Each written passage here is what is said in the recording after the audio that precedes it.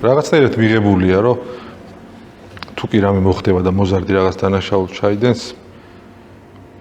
მოზარდს უფრო მეტი სალანძღავი სიტყვა ხდება, მე ყოველთვის ვფიქრობ ბატონო გია, რომ ოჯახზე და მშობელზეა დამოკიდებული როგორი იქნება შვილი. ბოლომდე ვერ დაგეთანხმებით, იმიტომ რომ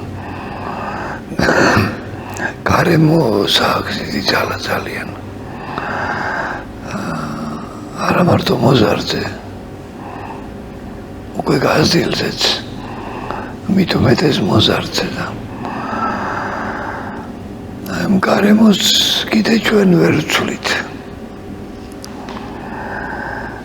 და ეს გარემო არის ხოლმე ხშირად განსაზღვრელი მოზარდის იდეალების, მისნების და ამას ვერაფერს ვერ ვუშვებით. მაინც რაღაცნაირად 90-იანებს უტრიალებ ხოლმე იმ პერიოდში მომიწია მე ბავშვობამ და ლადოსაც პრინციპში ცოტა კი პატარა ხარ და სულ იყვედრები მაგას, მაგრამ ხო, ზოგმა შეძლო და იმ გარემოს არ დაემორჩილა თუ არ აყვა, არ ვიცი. იმ პერიოდში თქვენ ზუსტად რთულ ბავშვებთან ქონდათ საკმაოდ ურთიერთობა. იდით რა შესაძლოა, რას ნიშნავს არ დაემორჩილა? აი რას? გაუძლო აღარ თქვი საკუთარი თავის ქება გამომივიდოდა. არაყვა. ყვახე ჭერმის მეტი არაფერი მომიპარავს მე პირად 90-იანებში. არ მე სიმინდის მომიპარავს, ბალიც მომიპარავს და ბევრი სხვა ხილივს, მაგრამ არა, ეს კარგია რომ არაფერი მოგვიპარავს, მაგრამ ეს არის მხოლოდ იმ დროიდან ჩვენ დავიწყეთ ჩვენი იდეალების შეცვლა, როგორც ერმა. რაშიაც ყველანი მონაწილეობთ. დღესაც ეს ხდება ეს სამწუხარო მოვლენა ხო? იდეალების შეცვლა უარესობისკენ? აი გეტყვით ახლა.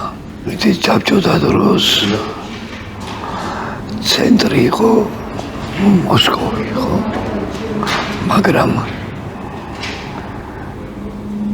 ყველა ქართველს ესმოდა რომ ეს იყო ძალადობის შედეგი და ყველა ქართველს ამის მიმართ ჰქონდა პროტესტი.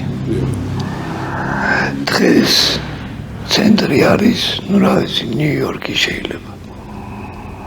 და ამის მიმართ არავის პროტესტი არ აქვს, ეს პირიქით თვითონ ჩვენ ვარჩიეთ ესე, როგორც ერმა.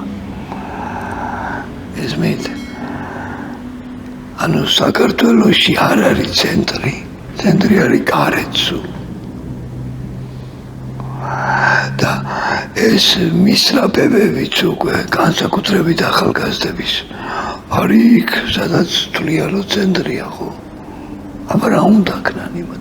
ხო, ძალიან რთული პრობლემაა რეალურად, ალბათ პატარა ქვეყნების პრობლემასთანაც მივდივართ, რომ ძალიან რთულია ცენტრად რო საკუთარი თავი ვიქციოთ, მაგრამ არა შეუძლებელი.